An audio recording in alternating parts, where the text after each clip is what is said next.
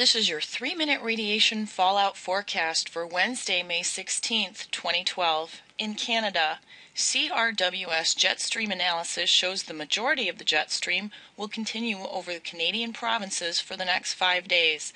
Alberta residents need to pay attention to 3 out-of-control wildfires near Lodgepole, southwest of Edmonton.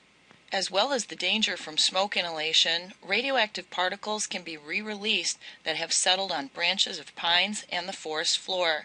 Radar imagery from Environment Canada shows scattered rain between Edmonton and Calgary, Winnipeg, with the heaviest rain in Montreal today and Quebec tomorrow.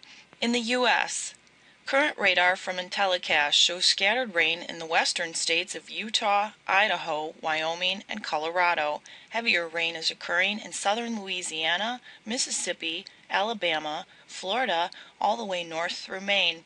Most of the system will move offshore in time for the weekend, but in the meantime the East Coast should avoid all contact with precipitation as well as the previously mentioned states.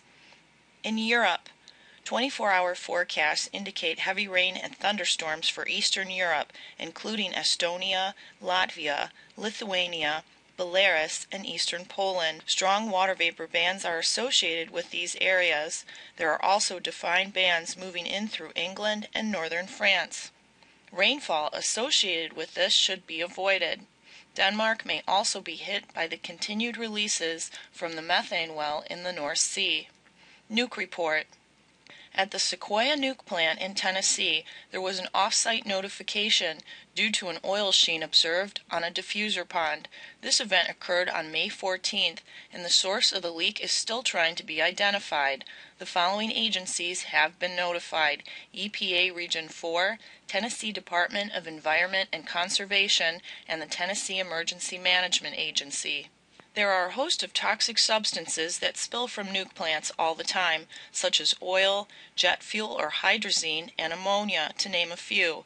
If you review a map of nuke plants in the U.S., you will notice how many are located next to a large water source.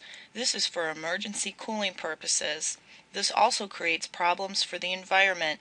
In addition to pesticides, chemtrails, and the toxic substances used in fracking are contaminating our groundwater supplies, which took millions of years to form. Our planet cannot afford more toxicity in the environment. Have you seen the timeline of mass animal deaths worldwide? This message has been brought to you by Radchick and the Orion Talk Radio Network. We care about you because your government doesn't. Stay safe.